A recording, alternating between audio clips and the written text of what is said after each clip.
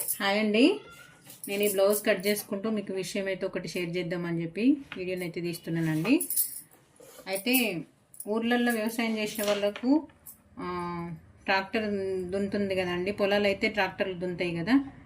ఒక దగ్గర నుంచి ఇప్పుడు ఈ పసలకి ఒక ట్రాక్టర్తో దున్నిపించుకున్నారు అనుకోండి, నెక్స్ట్ పసలకి వచ్చేసరికి వాళ్ళు ఈ పసలు డబ్బులు ఇవ్వలేదు అనుకోండి, మళ్ళీ నెక్స్ట్ పసలకి వేరే వాళ్ళ ట్రాక్టర్ దగ్గరికి పోయి అడిగితే వాళ్ళది ట్రాక్టర్ యూనియన్ అనేది ఒకటి యూనియన్ అనేది ఉంటుందంట.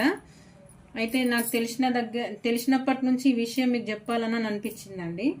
అయితే ఈ పసలకి తీసుకున్న ఇయ్యలేదు కదా, వేరే దగ్గరికి పోయి ఇంకో పసలకి వేరే వాళ్ళ దగ్గరికి పోయి ఈసారికి మీరు దున్నండి అని అంటే ఎవరి దగ్గరికి అయితే వేయనరో అంతకుముందు దున్నిన వాళ్ళని ఖచ్చితంగా ఎంత ఇచ్చేది ఉంది, వాళ్ళు దున్నుమంటే దున్నుతాము అనే వాళ్ళ ట్రాక్టర్ యూనియన్లో ఖచ్చితంగా ఈ మాటనైతే ఉంటుందంట.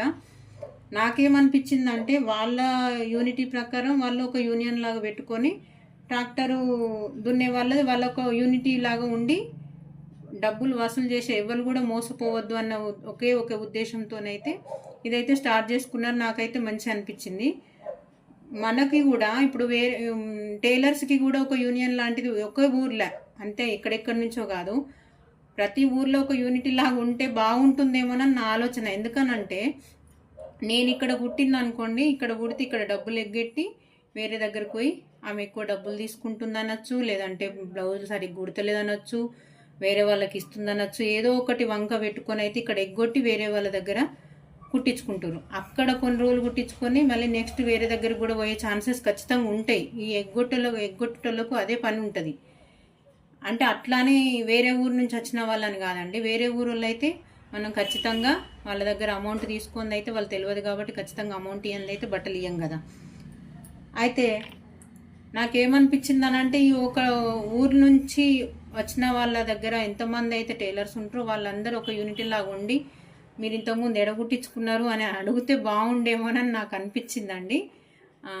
అందరు ఎగ్గొట్టేటోళ్ళు ఉంటారని కాదు, కొందరైతే ఖచ్చితంగా ఉంటారు. ఇక్కడ కాకపోతే ఇంకో కాడి కాకపోతే ఇంకో కాడికి ఇట్లా పోయేటోళ్ళు అయితే చాలామంది ఉంటారు. వాళ్ళు పోతురని బాధని కాదు, కానీ మనకి ఇచ్చేటి ఏవో ఇచ్చి వేరే కాడ కుట్టించుకుంటే కొంచెం వేరే అనిపిస్తుంది కదా.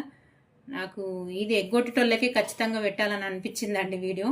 ఈ వీడియో కూడా అంటే టైలర్స్కి అయితే చాలా వరకు అయితే యూజ్ అవుతుందండి. ఎందుకనంటే పొద్దంతా కుట్టి కళ్ళు ఖరాబ్ అయ్యి మెడలు నొయ్యంగా అంతా ఎంత స్ట్రగుల్ పడుకుంటూ కుట్టినా కానీ మనకు ఫలితం రాకపోతే బాధ ఏందనేది కష్టపడేటోళ్ళకైతే ఖచ్చితంగా తెలుస్తుందండి.